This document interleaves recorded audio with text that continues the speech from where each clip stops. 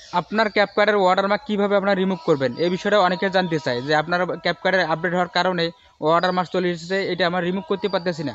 এই ভিডিওটা দেখাবো ভাই, আপনার খুব সহজে ওয়াটারমার্কটা রিমুভ করতে পারবেন। আর যখন রিমুভ করবেন তখন ফ্রিতে আপনারা যখন ব্যবহার করবেন অনেক ফিচার আপনারা কাজ করতে পারবেন। তো কীভাবে রিমুভ করবেন খুব সহজে দেখে দিচ্ছি। আর অবশ্যই যারা ফেসবুক থেকে দেখতেছেন অবশ্যই ভিডিওটা শেয়ার করে রাখবেন। ইউটিউব থেকে দেখলে ভাই অবশ্যই চ্যানেলটা সাবস্ক্রাইব করে সাথে থাকবেন। তাহলে শুরু করা যাক কীভাবে আপনারা রিমুভ করবেন ওয়াটারমার্ক। প্রিয় দর্শক, আপনাদের ক্যাপকার্ডের ওয়াটারমার্ক কীভাবে আপনারা রিমুভ করবেন, তো এটা রিমুভ করার জন্য অবশ্যই আপনার ক্যাপকার্ডে প্রবেশ করবেন।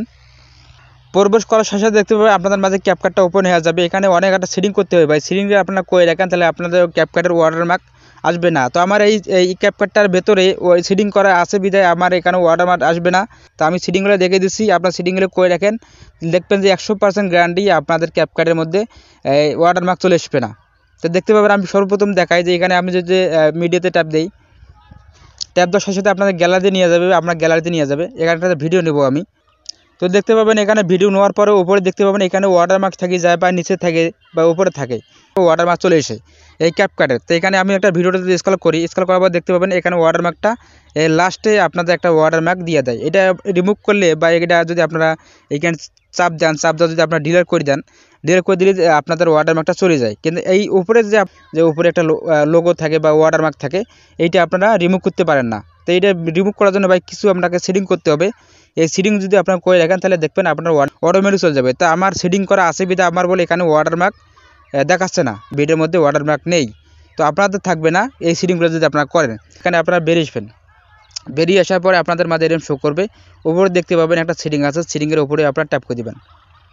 তো ট্যাপ করার পরে এই চাবির আইকন যে আছে, এই চাবির আইকনটা অবশ্যই আপনাকে, চাবির আইকনটা যদি আপনার বন্ধ করে রাখেন, বন্ধ করে রাখলে কী হবে, আমাদের লাস্ট টাইমে যে ওয়াটারমার্কটা চলে এসে এটা আসবে না। আর তো সিলিন্ডার করার জন্য অবশ্যই আপনাকে যে কাজটা করতে হবে, এখান থেকে অবশ্যই আপনার বেরিয়ে আসবেন। বেরিয়ে আসার পরে এখানে দেখতে পাবেন ভাই এই সিলিং যদি আপনাদের করে রাখেন তাহলে আপনাদের ওয়াটারমার্ক 100% গ্যারান্টি আমি দেবো যে আপনারা ওয়াটারমার্ক থাকবে না। এইখানে দেখতে পাবেন এই 3 ডট একটা থাকবে, এই 3 ডট ট্যাপ করে দেবেন। এই 3 ডট ট্যাপ করার পর আপনাদের মাঝে এরকম শো করবে।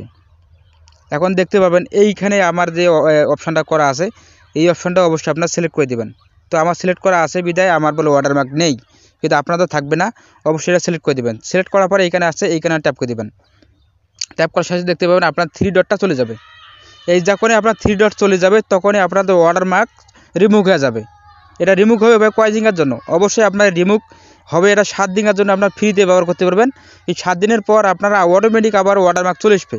ওয়াটারমার্ক যখন চলে আসবে অবশ্যই আপনারা এই সেম প্রসেসে আপনারা এই সেটিংগুলো করতে হবে। সেটিংগুলো করলে আপনারা দেখবেন ওয়াটারমার্ক চলে আসবে না।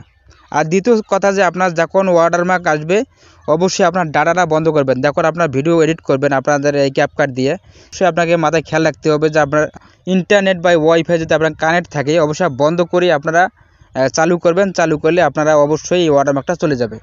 এই সেম প্রসেসে আপনারা কাজটা করুন, তাহলে দেখবেন যে আপনার ফ্রিতে সব কিছু আপনারা ব্যবহার করতে পারবেন। তো আশা করি সবাই বুঝতে পারছেন ভাই। ভিডিওটা ভালো লাগলে অবশ্যই শেয়ার করে রাখবেন, চ্যানেলটা অবশ্যই আপনারা সাবস্ক্রাইব করে সাথে থাকবেন।